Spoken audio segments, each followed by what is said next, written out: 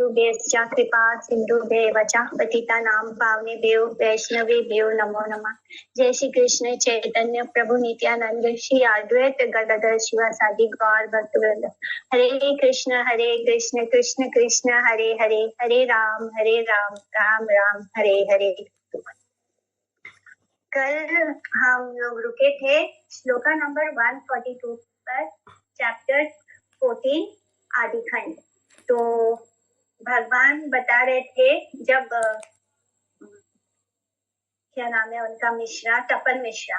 तो तपन मिश्रा जब गौर हरि से मिलने जाते हैं तब वो उनको क्या उपदेश देते हैं कि उन्हें एकांत में रहकर कृष्ण भजन करना है, और फिर उनको बताते हैं कि कलयुग में केवल नाम का ही महिमा है, और इस तरह एकांत रहकर कृष्ण भजन करना है, और माने गृहस्थ में रहना है, कृष्ण भजन करना है, और कोई कूटी नाटी परी नहीं करना है। कूटी नाटी यानी कूटनीति, जो पॉलिटिक्स होता है उसमें नहीं पढ़ना है। और यहाँ पर उसका अर्थ है, कूटी नाटी का अर्थ है कि धर्म, अर्थ, काम और मोक्ष, इन सब में नहीं पढ़ना है, केवल एकांतिक भक्ति करनी है, यानी एकांत भाव से कृष्ण नाम का आश्रय करना है। ये सारी चीजें जो है, धर्म, अर्थ, काम, मोक्ष, ये हमें मटेरियल वर्ल्ड की तरफ लेकर जाती हैं। तो इसलिए हमें इस कूटी नाटी में नहीं पढ़ना है, ना ही हमें कोई तरह का पॉलिटिक्स करना है। माने अगर हम धर्म या नाम या वैभव ये सब करने की इच्छा करते हैं तो हम ऑटोमेटिकली पॉलिटिक्स में चले जाते हैं, दूसरों के साथ हमारा कंपटीशन स्टार्ट हो जाता है। तो हमें पता भी नहीं चलता कि हम कब उस चीज के अंदर चले जा चुके हैं पूरी तरह। इसलिए भगवान कहते हैं, गौर हरि कहते हैं कि इन चीजों में नहीं पड़ना है, धर्म, अर्थ, काम और मोक्ष में, और उन्हें कोई अन्य अभिलाषा नहीं करना है। क्योंकि जो अन्य अभिलाषी लोग होते हैं, जो कर्मी होते हैं, योगी होते हैं, ज्ञानी होते हैं, इनके अंदर प्रतिष्ठा, आशा पाने की इच्छा होती है, मटेरियल लाइफ को एंजॉय करने की इच्छा होती है, इंद्रिय तृप्ति के लिए। तो जहाँ भी आपके मन में जहाँ भी इंद्रिय तृप्ति की भावना आएगी, वहां से आपकी भक्ति पूरी तरह टोटली खत्म हो जाएगी। अगर हमारे अंदर अपनी इंद्रियों को तृप्त करने की भावना है तो हम कृष्ण की इंद्रियों को तृप्त करने के बारे में नहीं सोचते। तो इसलिए हमें ऋषि के, जो हमारे इंद्रियों के स्वामी हैं, उनको तृप्त करना है, हमें अपनी इंद्रियों को नहीं तृप्त करना है। साध्य साधन तत्व है इच्छु सकला, हरि नाम संकीर्तन मिले वे सकला। तो जो कुछ भी साध्य साधन तत्व है, वह सब तुम्हें श्री हरि नाम संकीर्तन करने से प्राप्त हो जाएगा। यानी सब कुछ हरि नाम करने से ही मिल जाएगा। हमें कुछ अलग से साध्य और साधन करने की आवश्यकता नहीं है। बहुत लोग ऐसे होते हैं जो मेंटल स्पेकुलेशन बहुत ज्यादा करते हैं। तो ऐसे लोग को आप कितना भी संतुष्ट करने की कोशिश करें, कितना भी बोले कि हरि नाम करो, हरि नाम करो, तो उनको लगता है हरि नाम तो बहुत आसान है, मेरा प्रॉब्लम तो बहुत बड़ा है, यानी मुझे तो कुछ कॉम्प्लेक्स रास्ता बताएंगे तो ही मेरे प्रॉब्लम का सॉल्यूशन, यानी उनके अंदर मन में ये भावना होती है। लेकिन इस कलयुग में सब साधनों का एक ही रास्ता है, वो है हरि नाम संकीर्तन। यानी हरि नाम करते रहो, जप करते रहो, वही आपको आपके अंदर की सारी बुराइयों को खत्म करेगा, आपके अंदर के सारे अनर्थों को अंत करेगा, वही आपके हृदय को साफ करेगा, उसमें कृष्ण प्रेम जागेगा, और वो कृष्ण प्रेम जब आगे बढ़ते बढ़ते भाव में आएगा, और तब सच में हमें कृष्ण के लिए प्रेम होगा और उनके लिए विरह महसूस होगा। और तब जब हमारी नाम करेंगे, जो हम बोलते हैं कि हम ऑफिसलेस चैंटिंग करना है, तब वो ऑफिस हमारे अंदर कृष्ण के लिए शुद्ध प्रेम होगा। वो शुद्ध प्रेम ही हरि नाम का जो लक्ष्य है, गोल है, वो है कृष्ण प्रेम को प्राप्त करना। तो इस तरह ये हरि नाम ही हमें वहां तक पहुंचाएगा, हमारे गोल तक पहुंचाएगा। हरि नाम का और प्रेम का संबंध समझना बहुत आसान सी बात है। देखो, जैसे इस मटेरियल वर्ल्ड में भी किसी को किसी से प्रेम होता है, वो दिन रात उसके बारे में सोचता है और उसका नाम लेता रहेगा, यानी उसके मन में उस व्यक्ति का नाम चलता रहता है। तो इसी बात को पकड़ के हमें अभी कृष्ण से प्रेम नहीं है, लेकिन जब प्रेम होगा तब भी हमारे मन में हरि का नाम चलता रहेगा। तो हमें वही चीज से स्टार्ट करना है, वही चाबी है कृष्ण के प्रेम को खोलने का। जो ताला लगा है वो हमारे हृदय में, जो ताला ऐसे बंद है, उसको कृष्ण प्रेम का दरवाजा हमें खोलना है। तो उसका चाबी क्या है? कृष्ण का नाम है। तो वो हरि नाम ही हमें कृष्ण के प्रेम तक पहुंचा देगा, और उसके लिए हमें कोई और अन्य साधन करने की जरूरत नहीं, हम कोई और रास्ता पकड़ने की जरूरत नहीं है, बहुत ज्यादा कुछ करने की जरूरत नहीं। कृष्ण प्रेम ही साध्य है एवं कृष्ण नाम संकीर्तन ही साधन। इसके संपर्क से जितने प्रकार के प्रश्नों का उदय हो सकता है, उन सभी की वह मीमांसा एकमात्र कृष्ण नाम में ही पाई जाएगी। अन्य अभिलाषी, कर्मी और ज्ञानी आदि जनों की सब प्रकार की तुच्छ वासनाओं की अप्रयोजनीयता एकमात्र कृष्ण नाम आश्रित व्यक्ति को ही कृष्ण नाम संकीर्तन के प्रभाव से उपलब्ध होती है।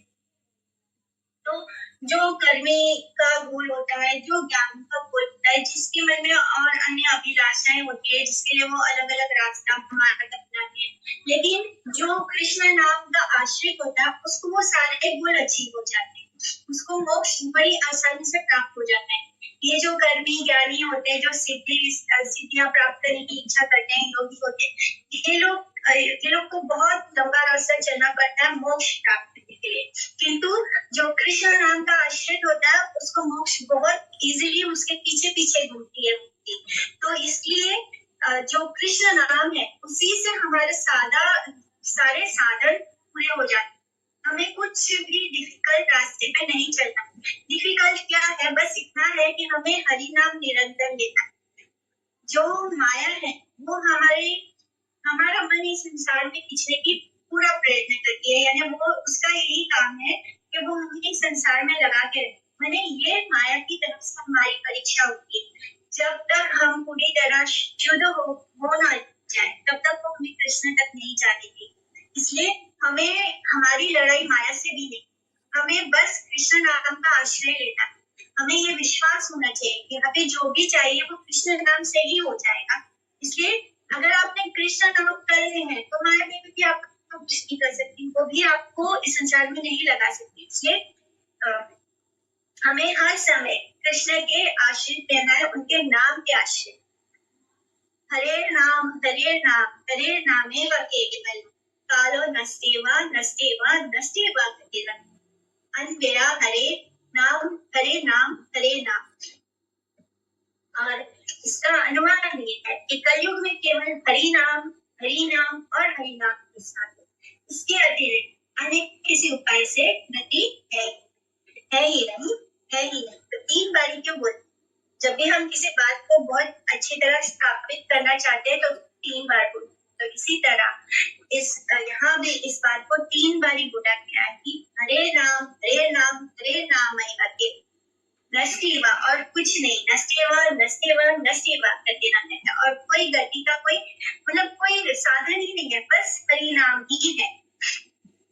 अथा महामंत्र हरे कृष्ण कृष्ण कृष्ण हरे हरे, हरे राम राम राम हरे हरे। तो यही श्लोक का नाम बनी गया महामंत्र। 16 नाम 32 अक्षर यही तंत्र। तो एक तरह से श्री गौर हरि हम सबको हरि नाम दीक्षा ही दे रहे हैं। तो हरि नाम दीक्षा में गुरुदेव हमें हरे कृष्ण महामंत्र देते। तो इसी तरह गौर हरि तपन मिश्रा को हरि नाम दीक्षा दे रहे हैं, और हम सबको भी जो भी इसको पढ़ेगा उसको भी ये हरि नाम की दीक्षा प्राप्त हो रही है श्री गौर हरि से। तो हरे कृष्ण कृष्ण कृष्ण हरे हरे, हरे राम राम राम हरे हरे। इस श्लोक का नाम है महामंत्र। इस महामंत्र में 16 नाम और 32 अक्षर है, और यही तंत्र है, सिद्धांत है। इस श्लोक का विषय जो 32 अक्षरात्मक 16 नाम है वे समस्त की संबोधन पर है। यही महामंत्र है। 5 रात्रिक विधान के अनुसार इस महामंत्र का उच्च कीर्तन एवं जब दोनों प्रकार का अनुशीलन ही विहित है। जो इस महामंत्र का उच्च स्वर से कीर्तन करते और जो से कीर्तन करते हैं, जो इस महामंत्र का उच्च स्वर से कीर्तन करते हैं, उनके हृदय में ही उच्च कीर्तन के प्रभाव से कृष्ण प्रीति वासना अंकुर उद्गत होती है एवं एवं क्रमश श्री नाम प्रभु की कृपा से जल्दी ही साध्य साधन तत्व में पारदर्शी होते हैं। छड़ा नाम या कल्पित नासाभास दुष्ट नाम अपराध का चित्कार अथवा महामंत्र को केवल जप्य समझकर उच्च कीर्तन विरोधी होने पर वे कृष्ण प्रेम के बदले में अपराध का ही उत्पादन करते हैं। तो ऐसे बहुत लोग मिल जाएंगे जो बोलेंगे आपको कि जो मंत्र होता है उसका उच्च स्वर में कीर्तन नहीं करना चाहिए, इससे उसका जो पावर है वो कम हो जाता है। लेकिन यहाँ पर लिखा है कि अगर महामंत्र को सिर्फ जप करने का मतलब समझना चाहिए, महामंत्र केवल जप करने के लिए, और उसका उच्च कीर्तन का विरोध करेंगे तो उससे क्या होगा, उसके बदले में कृष्ण प्रेम नहीं मिलेगा, उसके बदले में हमें अपराध लगेगा।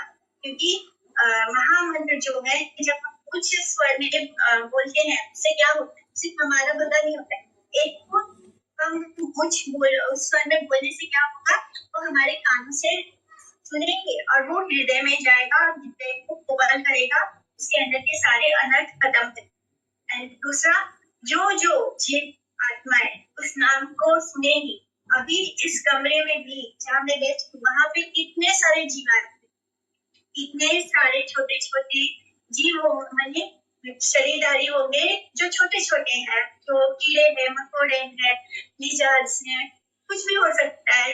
इतने सारे जीव आत्माएं, हम अकेले कभी अपने घर में अकेले नहीं रहते हैं, हमारे साथ बहुत सारे लोग होते हैं या तो बहुत सारी जीव आत्माएं होती हैं। तो जब हम उच्च स्वर में हरे कृष्ण महामंत्र कहते हैं तो हम उन सबको भी वो सुनाते हैं, उससे क्या होता है, उनका भी भला होता है और उनको भी जल्दी जल्दी प्रोग्रेस होता है और वो जल्दी से ह्यूमन बॉडी को प्राप्त कर सकते हैं। तो इस तरह जो हरे कृष्ण महामंत्र का जप है उसे केवल जप नहीं कर सकते, जप के लिए नहीं, उसी का कीर्तन भी होना चाहिए कुछ स्वर। तो अगर किसी को हम रोकते हैं और बोलते हैं कि नहीं आप कीर्तन मत करो, तो उससे क्या होगा, उससे कृष्ण प्रेम भी नहीं मिलेगा और अपराध भी। तो जो लोग इस प्रकार अपराध करने में कृत संकल्प है, उनके हृदय में कभी भी तत्व ज्ञान का उदय नहीं होता। ये सब गुरु अपराधी जन माया के शिकल में बोध भाव से आबद्ध हो जाते।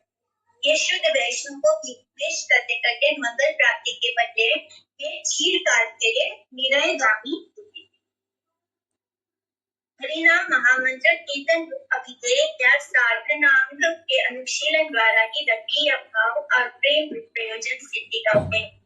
साधिते साधिते यवे प्रेमा पुनः साध्य साधन तत्व जानी वासे तवे। तो उक्त मंत्र यानी हरे कृष्ण महामंत्र का साधन करते करते, जप करते करते, उसका कीर्तन करते करते जब प्रेम अंकुर उत्पन्न होगा तब तुम स्वयं ही साध्य साधन तत्व को जान सकते। यानी हरि नाम करते करते हमें हमारा जो लक्ष्य है उसका समझ आएगा और उसको कैसे प्राप्त करना है वो भी समझ आएगा। तो लक्ष्य क्या है, कृष्ण प्रेम को प्राप्त करना, और साधन क्या है, कृष्ण महामंत्र। प्रभु राशि के शिक्षा सुनी विप्रवरा, पुनः पुनः प्रणाम कराए बहुतरा। तो प्रभु के श्रीमुख से उस शिक्षा को श्रवण करके जो तपन मिश्रा है विप्रवर पुनः पुनः उनके श्री चरणों में गिरकर उनको प्रणाम करने लगे, बार बार उनको प्रणाम करते हैं। मिश्रा कहे आज्ञा कन्या आमी संगे आस, प्रभु कहे तुम शीघ्र जाओ वाराणसी। तो मिश्र ने कहा प्रभु यदि मुझे आज्ञा हो आपकी तो मैं भी आपके साथ चलना चाहता हूँ। तो प्रभु ने मिश्र को कहा कि मिश्र तुम अभी शीघ्र ही वाराणसी चले जाओ। तो उन्होंने वाराणसी जाने का आदेश दिया, अपने साथ नहीं आने के लिए कहा। तपन मिश्रा द्वारा प्रभु के संग श्री मायापुर में जाने की इच्छा प्रकट करने पर प्रभु ने उनको तत्व विरोध वाराणसी धाम में जाने का आदेश दिया। इसका तात्पर्य यह है कि वाराणसी में ज्ञान कांडा आश्रित भगवान नाम कीर्तन विरोधी बहुसंख्यक मायावादियों का वास था। वो सारे मायावादी जिनको हरिनाम कीर्तन से एलर्जी है, यानी उनको पसंद ही नहीं था कृष्ण का नाम कीर्तन, वो उसके विरोध करते थे। ऐसे लोगों की बहुत संख्या थी उस समय वाराणसी में। तपन मिश्रा को वहां पर जाकर परवर्ती काल में प्रभु से नित्य साध्य साधन तत्व का श्रवण करने के लिए जिज्ञासा इसी प्रश्न जिज्ञासा के फल से प्रभु के श्री मुख निश्चित साध्य साधन तत्व सिद्धांत मीमांसा वाणी के श्रवण प्रभाव से मुमुक्षु गण की मुमुक्षा से परित्राण और निष्कपट भागवत भजन में सुयोग्य प्राप्त होगा। इसको जानकर ही भक्त तपन मिश्रा को आशीर्वाद के लिए प्रभु ने इस प्रकार आज्ञा प्रदान, यानी फ्यूचर में प्रभु उनसे वहां जाकर मिलने वाले हैं काशी में, और फिर वो सारे जो मायावाद है उनको वो अपने जो वाणी है उसे उसका भगवान इसमें श्रेष्ठ है, वो किसी को भी अपने बातों से जो उन्होंने जो सिद्धांत बताकर जिस तरह से लोगों को परास्त कर देते थे, इसी तरह वाराणसी में जो है उस समय जो मायावादी थे उनका बहुत प्रभाव था। उसको खत्म करने के लिए उन्होंने तपन मिश्रा को वहां जाकर वहां रहकर भजन करने के लिए, क्योंकि फ्यूचर में प्रभु वहां पर जाएंगे काशी में और उन मायावादी को परास्त करेंगे। तथाई आमार संगे हाईवे में लड़ना कहीं वो सकल तत्व साध्य साधन, तो वहां तुम्हारा मेरे साथ मिलन होगा और फिर मैं तुम्हें समस्त साध्य साधन तत्व बताऊंगा। वहां पहुंचकर जब प्रभु उनसे मिलेंगे तब वो उनको साध्य और साधन इस तत्व को बहुत डिटेल में बताएंगे। एकता बलि प्रभु तारे दिला आलिंगन प्रेमे पुलकित अंग हैन ब्राह्मण, इतना कहकर प्रभु ने तपन मिश्रा को आलिंगनबद्ध कर दिया, जिससे कि उनके समस्त अंग प्रेम से पुलकित हो गए। तो इस तरह भगवान ने उनको आलिंगन किया। इससे क्या हुआ, भगवान तो जिसके ऊपर अपनी कृपा दृष्टि भी करते थे तो उसके अंदर कृष्ण प्रेम जागृत हो जाता। तो यहाँ पर तो इन्होंने तपन मिश्रा को आलिंगन किया है, तो उनके पूरे रोम रोम में प्रेम जागृत हो जाता। आलिया में कुंतनाए केरा आलिंगन परानंद सुख पाइला ब्राह्मण तपन, ऋषि वैकुंठ नाथ का आलिंगन पाकर तपन मिश्रा तत्क्षण उसी क्षण की परम आनंद सुख में निमग्न हो गए। परम आनंद सुख इस मटेरियल वर्ल्ड में हम जिसको खुशी बोलते हैं उससे बहुत ही विपरीत है। आनंद वो है जो कभी खत्म ही नहीं होता, जो हर समय बढ़ता जाता है। तो इस तरह वो परम आनंद सुख में मग्न हो गए। विदाय समय प्रभु राचरण सुस्वप्न वृत्तांत कहे गोबर ने बसिया। प्रभु से विदा लेते समय एकांत में तपन मिश्रा ने प्रभु के चरण को पकड़ उनसे अपने सुस्वप्न का वृत्तांत कह दिया। उनको सपने में तो ये आदेश मिला था कि वो अपने स्वप्न को किसी को बताएंगे। इस तरह वो प्रभु से एकांत में मिलते हैं और वो जो स्वप्न में उन्होंने सुना था कि उन्हें जो गौर है वो साक्षात भगवान है, उसके बारे में उनको बताते। सुनी प्रभु कहे सत्य ये है या उचित और कार्य ना कही वह ऐसा भाग चले। प्रभु ने उससे सुनकर कहा कि तुमने जो स्वप्न देखा है वो सत्य है और उचित है, किंतु ये सब चरित्र किसी और के सामने प्रकाशित मत करना। इस तरह भगवान जी ने भी उनको मना कर दिया कि वो किसी और के सामने ये बात नहीं बताएंगे। पुनः निषेधीरा प्रभु प्रयत्न कर दिया, हंसिया उठेगा शुभ शरण लग्न पाया। तो फिर एक बार प्रभु ने यत्न पूर्वक मिश्रा को उस स्वप्न की बात प्रकट करने के लिए निषेध किया, मना कर दिया और शुभ लग्न जान के वहां से हंसते हुए चल।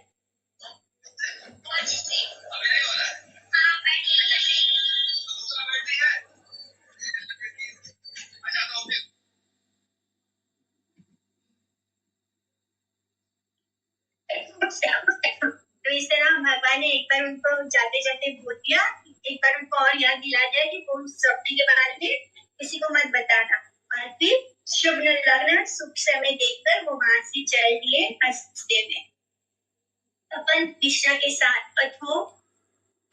कथन के बाद प्रभु की पूर्व वंश से नवद्वीप की ओर यात्रा का शुभ मुहूर्त उपस्थित हुआ, यानी वो वापस नवद्वीप के लिए यात्रा करने के लिए शुभ मुहूर्त में निकल पड़े। और उसके दर्शन से प्रभु ने हर्षित होकर उच्च स्वर से हंसते हुए उठकर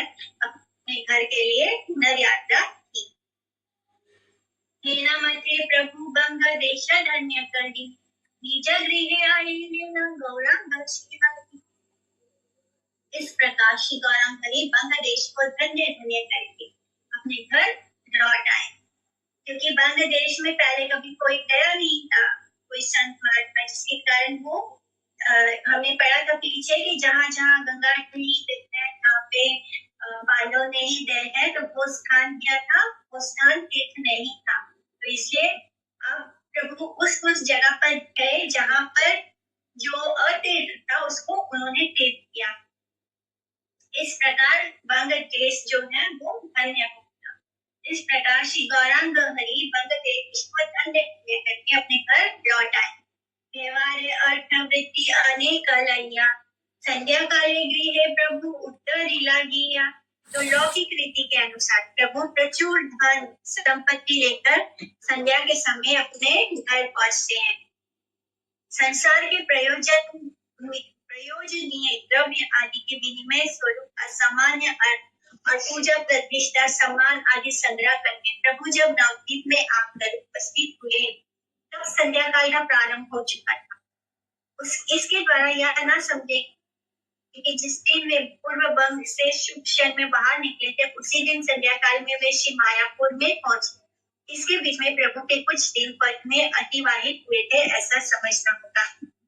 यानी कोई बांग्लादेश उनके नवद्वीप के एकदम आजू बाजू में नहीं था कि वो सुबह वहां से निकले और यहाँ पे पहुंच गए शाम को, ऐसा नहीं हुआ था। यहाँ पे लिखा है कि कुछ दिन उनको ट्रैवलिंग करने में लगा था और उसके बाद वो मायापुर पहुंचते हैं। दंडवत कैला प्रभु जननी चरणे, अर्थवृत्ति सकल दीना ताना स्थाने। प्रभु ने सची माता के चरणों में दंडवत प्रणाम किया और सब धन संपत्ति जो कुछ भी वो अर्जित करके लाए थे वो सब उनके चरणों में रख दिया। सही शने प्रभु शिष्य गणे रस दीते, चले लेना सीधा गंगा मंजन करेंगे। उसी समय प्रभु शिष्यों को साथ लेकर शीघ्र ही गंगा स्नान करने के लिए चल गए। जैसे हम कहीं से यात्रा करके आते हैं तो पहले क्या करते हैं, पहले खुद को पवित्र करते हैं, स्नान करते हैं। तो इसी तरह प्रभु ने सारा जो भी वो धन वगैरह अर्थ वगैरह अर्जित करके लाए थे वो माता को दंडवत प्रणाम करके उनको ऑफर कर दिया, सब कुछ उनको दे दिया और फिर अपने शिष्यों को लेकर वो स्नान करने चल गए। शेषने गेला आई तरी ते रंगना, अंतर दुखी जब सर्व परिजना। तो सची माता समस्त पारिवारिक जनों के साथ मन में अति दुखी थी, किंतु तब भी वे उसी समय रसोई बनाने के लिए चल गए। शिक्षा गुरु प्रभु सर्व गणे रसनीते, गंगा रे रैला दंडवत बहुमाते। तो शिक्षा गुरु प्रभु ने सभी शिष्यों के साथ गंगा को दंडवत प्रणाम किया। तथा शना जानमिते करी जल केला, स्नान करी गंगा के गृहे आईला। तो कुछ समय तक प्रभु ने गंगा में जल खेली की और जल में खेला और इस प्रकार गंगा स्नान तथा गंगा दर्शन करके प्रभु घर को लौट आए। पहले वो जाके उनको दंडवत प्रणाम करते हैं, उसके बाद वो सब अपने शिष्यों को साथ लेकर गंगा जी में तो कुछ समय जल के जब हम जाते हैं तो कैसे खेलते हैं जल, फिर उसी तरह प्रभु खेलते हैं और उसके बाद गंगा स्नान करके गंगा दर्शन करके घर लौटते। तबे प्रभु यथोचित कर्म करी, भोजन बसिक लागिया गौरांग श्रीहरि। तब घर आकर श्री गौरांग हरि ने यथोचित नित्य कर्म किया और फिर भोजन करने के लिए बैठते हैं। यथोचित नित्य कर्म यानी साधारणतः कर्म कांड पारायण जिसको कहते हैं, नित्य कर्म कहते हैं। उसके द्वारा जागतिक पारलौकिक फल प्राप्त होता है, किंतु जीव के चित्त में कर्म कांड के प्रति अनित्य बोध उदय कराने के निमित्त प्रभु ने प्रचार लीला में जो मुक्ति सिद्धि की विधान किया है वही यथोचित नित्य कर्म है।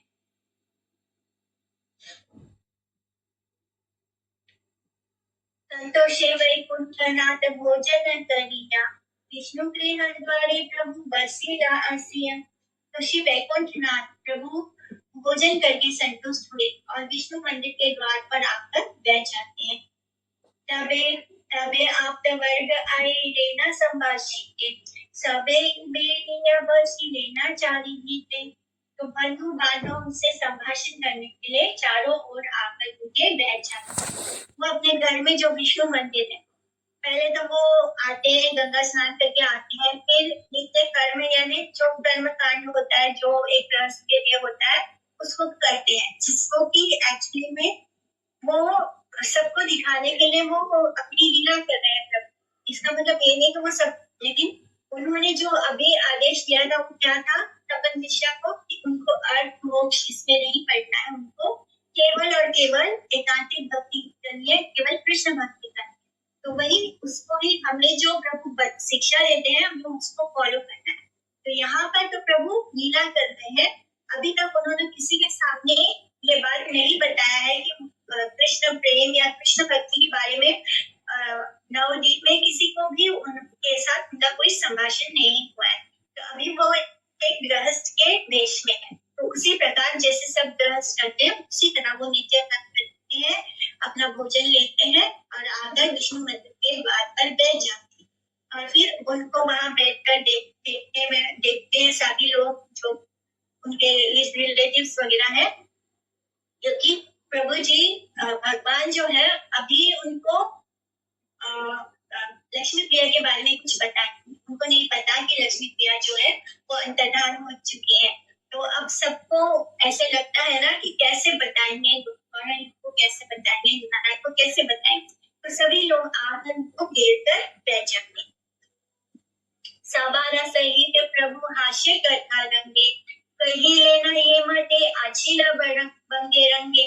तो सबके साथ प्रभु हास परिहास करने लगे, हंसी मजाक करते हैं। सब लोग आकर बैठ जाते हैं तो सबके साथ कथा वार्ता करते हैं, हंसी मजाक करते हैं। जैसे कि बहुत दिनों के बाद हम अपने रिलेटिव्स वगैरह से मिलते हैं तो इस तरह हंसी मजाक शुरू हो जाता है। उसी तरह वो भी बैठकर सबसे बातें करते। और पूर्व वन में जहाँ वो गए थे तो वहाँ पे उन्होंने क्या क्या बातें देखी, क्या क्या अनोखी चीज की, कैसे वो लोग किस तरह बोलते हैं, वो इस चीज को इस तरह बात करते हैं, फिर उनको कुछ अनोखा कुछ दिखा तो वो सब वो उनको बताने लगे। बांग्लादेशी वाक्य अनुकरण बंगाली तर्क देना हंसिया हंसिया पैसे। प्रभु बांग्लादेश के वाक्यों का अनुकरण यानी वो लोग इस तरह बातें करते हैं, इस तरह मैंने उनका प्रोनाउंसिएशन, अगर किसी का कुछ अलग प्रोनाउंसिएशन हो तो हम उसको इमिटेट करके बताते हैं कि वो ऐसे बोलते हैं, इस तरह आप बोलते हैं, इस चीज को ऐसे बोलते हैं। तो इस तरह बोलते बोलते वो हंसते हंसते वहां के लोगों का उपहास करने लगे। बांग्लादेशी वाक्य अनुकरण पूर्व बन के पल्लीग्राम में चले कथित शब्दों की एवं भाषा की अनुकृति करना, निमित्त कर दुख रस हरि देखकर जानी आप तक गाना, लक्ष्मी रवि जय के ना कहने का करेगा थाना। तो आनंद में कर रस का उदय होगा ये सोचकर किसी भी बंधु बांधव ने लक्ष्मी प्रिया देवी के अंतर्धान की बात नहीं थी। अब वो इतने खुश है, इसमें मतलब उत्सुकता में सभी बात कर रहे हैं, हंसी मजाक कर रहे हैं और फिर सबकी नकल उतार कर बता रहे हैं। जैसे हम किसी और प्रांत में जाएंगे तो वहाँ के लोग उस सेम चीज को वो अलग उनका प्रोनाउंसिएशन होता है, वो अलग तरीके से बोलते हैं। तो ऐसी बड़ी बातें हमें अनोखी लगती है, आनंद देती है। फिर जब हम घर लौट के आते हैं तो अपने सब लोगों को बताते हैं, नकल करके बताते हैं, वो ऐसे बोलते हैं, ऐसे करते हैं। तो इसी तरह प्रभु को जब इतना खुश देखते हैं तो जो बंधु बांधव है उनकी हिम्मत नहीं होती कि वो लक्ष्मी प्रिया के बारे में उनको बोल पाए, तो वो चुप रह जाते हैं। उनको लगता है कि ये इतने खुश है, अब तो उनको कैसे कथा शना ठाकिया सा कला अब गाना विदाय हैया गिला यारा ये भावना। कुछ क्षण वहां बैठकर समस्त बंधु बांधव प्रभु से विदा लेकर अपने अपने घरों में चल दिए। तो किसी को हिम्मत ना हुई कि वो प्रभु को बता सके लक्ष्मी प्रिया के बारे में, वो इतने खुशी खुशी सबसे बातचीत करे तो किसी में हिम्मत ना हुई और फिर वो कुछ देर बैठकर सभी अपने घर को विदा हुए। बसिया करे ना प्रभु तांबूला जोवना, नाना हास्य परिहास करे ना कटना। प्रभु बैठकर तांबूल चरण कर रहे थे, पान तांबूल चरण करते हुए नाना भांति हास परिहास कर रहे थे। तो इस तरह वो सब क्योंकि वो इतने दिनों बाद घर लौटे हैं तो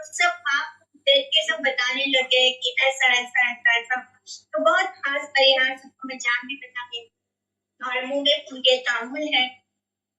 सच्ची देवी अंतरे दुखिता है घरे, काछे न ऐसे न पुत्रे रघोचने। सच्ची देवी दुखित होकर घर के भीतर ही बैठी है, अपने पुत्र के सामने वो नहीं आती है। आपने चलेला प्रभु जननी समुखे, दुखित वदना प्रभु जननी न देखे।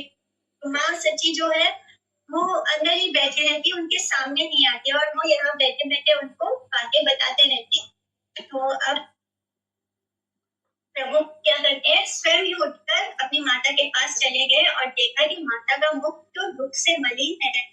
मैंने वो तो यहाँ बैठ के इतनी सारी बातें किए जा रहे हैं, उनको बता रहे बाहर से, और फिर उनको सोचते कि माँ क्यों नहीं आई। तो माँ को मिलने अंदर उठ के जाते हैं तो क्या देखते हैं कि माता तो बहुत दुखी है, उनका चेहरा एकदम दुख में है। तो जननी प्रभु मधुर वचन, दुखी था तो मारे माता देखी की कारण। प्रभु ने माता से मधुर वचनों में कहा, माता मैं देख रहा हूँ इसका क्या कारण। कुशले आयु आम्ही दूरदेश आयते, होता तुम्ही मंगल करीबा भाल मते। इतने दूर देश से मैं कुशल पूर्वक घर लौट आया। पुराने जमाने में कहीं जाना और फिर वहां से वापस लौट के आना यानी बहुत मुश्किल माना जाता था, क्योंकि पहले इतने साधन नहीं होते थे कहीं भी जाने के लिए, आने के लिए बहुत दिन लग जाते थे कहीं पहुंचने में और कहीं से वापस लौट कर आना। तो प्रभु तो इतने दिन तक वहां रहे थे, तो वो बोलते कि मैं इतने दिनों बाद आया हूँ, इतने दूर गया था और तुम मेरे कुशल पूर्वक एकदम सही सलामत घर लौट आया। और कहा आपको मंगल विधान करना था, आपको तो मंगल विधान करना था, यानी जब कोई अपना बहुत दिनों बाद घर लौट के आता है तो हम उनकी आरती उतारते हैं, मंगल विधान करते हैं ताकि उनको किसी की बुरी नजर ना करे। किंतु आपको तो मैं उदासीन देख रहा हूँ, आप कुछ फर्क ही नहीं पड़ा है। मतलब मैं इतना सब कुछ हो रहा है, वो इतने दूर से आए, इतने दिन तक घर में नहीं थे, माँ जो नेचुरल माँ का स्वभाव था वो उनको नहीं दिखा। और तो मैं देखी अति दुखी तवदन, सत्य कहा देखी माता इहा रखा। मैं आपको अति दुखी देख रहा हूँ, ये माता आप सत्य कहें, इसका क्या कारण है, सच सच बताओगा क्या बात है। पुत्रेरा वाक्य आई अधोमुखे, काने मात्र उत्तर न करे किछु। पुत्र के वचनों को सुनकर माता अपने मुख को नीचा करके रोने लगी, दुख के कारण मुख से कुछ नहीं बोल सक रही है। प्रभु बोले, माता आमी जानी नु सकला, तुम्हारा वधुर किछु बुझे अमंगल। प्रभु ने कहा, माता मैंने सब जान लिया, तुम्हारी वधु का अवश्य कुछ अमंगल हुआ। तबे सबे गानी ने सुना पंडित, तुम्हारा ब्राह्मणी गंगा पाएगा निश्चित। तब वहाँ उपस्थित यानी उनको थोड़ा सा आभास हो गया, क्योंकि जब से वो आए हैं वो तो लक्ष्मी प्रिया को नहीं देखते और फिर तो प्रभु तो अंतर्यामी है। तो इस तरह वो बोलते हैं कि माता मैंने सब जान लिया, तुम्हारी वधु का कुछ तो अवश्य कुछ अमंगल हुआ है, इसलिए तुम इतनी दुखी हो। तो सब उस वक्त जो वहाँ उपस्थित है वो सब कहने लगे कि सुनो पंडित, आपकी ब्राह्मणी को गंगा प्राप्ति हो गई। पत्नी रवि जय सुनी गौरांग सिंहानी, शने करहि न प्रभु घाट का करी। प्रिया मेरा दुख करिया स्वीकार, कृष्ण हई रही दिन सर्व वेद सार। तो पत्नी के अंतर्धन बात सुनकर श्री गौरांग हरि कुछ देर तो मस्तक झुकाए रहे, अपने सिर नीचे करके बैठे और फिर प्रिया के विरह दुख को स्वीकार करके सर्व वेद सार प्रभु मौन हो गए। अब तक वो इतना बोल रहे थे, सारे घर में उनकी आवाज सुन रही थी, इतना हंस रहे थे, इतना हास परिहास कर रहे थे और अचानक वो एकदम मौन हो जाते हैं। लोकानुकरण दुख शने का करिया, कहीं ते लागी बसनी से भीड़ चित हैया। तो लोकानुकरण यानी जैसे सब लोग करते हैं उसका अनुकरण करते हुए प्रभु ने कुछ समय तक दुख प्रकट किया, फिर चित्त में धैर्य धारण करके जिस प्रकार साधारण प्राकृत यानी मटेरियल लोग पत्नी के वियोग से दुखित होते हैं, कुछ परिमाण में उसी प्रकार दुख का विडंबन अर्थात अनुकरण अभिनय करके प्रभु ने तो प्रभु तो एक लीला कर रहे हैं, यहाँ पे वो एक साधारण मनुष्य की लीला है। तो जैसे मजेदार लोग अपनी पत्नी के जाने के बाद दुखी होते हैं, वैसा ही वो एक अभिनय कर रहे हैं, वो दुखी है। किंतु लक्ष्मी प्रिया कहाँ गई है? वो तो स्वयं अपने गौरहरि के पास ही आई है। तो उनके लिए तो ये कोई भगवान के लिए तो ये उनकी लीला ही है। लेकिन अभी वो अभिनय करे, जब भी भगवान अपनी अवतार लीला करते हैं तब वो उसमें एकदम परफेक्ट होते हैं। काश्य के पुत्र जमोह एवं की कारणम, तो भृगु की सहायता और दैत्यों के सहयोग से दैत्यराज बलि द्वारा देवराज इंद्र को पद अच्युत करके देवताओं के ऐश्वर्य, यश, श्री और राज्य पर बलपूर्वक अधिकार करने पर देव माता आदित्य ने शोक आकुल होकर परिताप करते प्रिय पत्नी महर्षि कश्यप से अपने पुत्रों को उनकी पुनः प्राप्ति की प्रार्थना और उसका उपाय पूछने पर कश्यप रिस्पेक्ट से कह रहे, तो इस संसार में कौन किसका पति है, पुत्र है, बांधव है, अर्थात कोई भी किसी के साथ कोई संबंध युक्त नहीं है। तो ये श्लोक आता है श्रीमद् भागवतम के 8वें स्कंद में, चैप्टर 16 श्लोक नंबर 9। तो ये जब सारे देवताओं को हरा देते हैं असुर दैत्यराज बलि, जो बलि है वो सारे ऐश्वर्य हर लेते हैं देवताओं का, उनको पूरी तरह हरा देते हैं, पराजित कर देते हैं। तब जो उनके देवताओं की माता है आदिति, वो बहुत ही शोक में हो जाती है और अपने पति को कश्यप को पूछती है कि ऐसा क्यों हुआ, मुझे उन सबको वापस यानी पुनः प्राप्त करना है। अपने पुत्रों को उनकी पुनः प्राप्ति की प्रार्थना करती है, यानी देवताओं के ऐश्वर्य, यश, श्री, राज्य पर बलपूर्वक अधिकार करने पर देव माता आदित्य ने शोकित होकर परिताप करते हुए रोते हुए अपने पति महर्षि कश्यप से अपने पुत्रों को उनकी पुनः प्राप्ति की प्रार्थना की, यानी उनका जो कुछ भी छीन गया है, राजपाट, ऐश्वर्य, स्वर्ग, वो सब कुछ छीन लेते हैं बलि महाराज।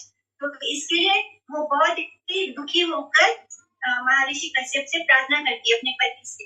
तब महर्षि क्या बोलते हैं कि इस संसार में कौन किसका पति है, पुत्र है, बांधव, अर्थात कोई भी किसी के साथ कोई संबंध युक्त नहीं है, परंतु स्वरूप विस्मृति जनित मोह अर्थात अज्ञान ही इस प्रकार की प्रतीति का कारण है। तो प्रभु भी गौरहरि भी उसी प्रकार अपनी माता को सांत्वना देते हैं। प्रभु बोले माता दुख भाव की कारण है, भवरी तब ये अच्छे से खंडी लेते मने। प्रभु ने कहा माता आप दुख क्यों मानते, जो भाग्य में लिखा है वह कैसे मिट सकता है, अवश्य भावी अनिवार्य मिति भाग्य। तो इस तरह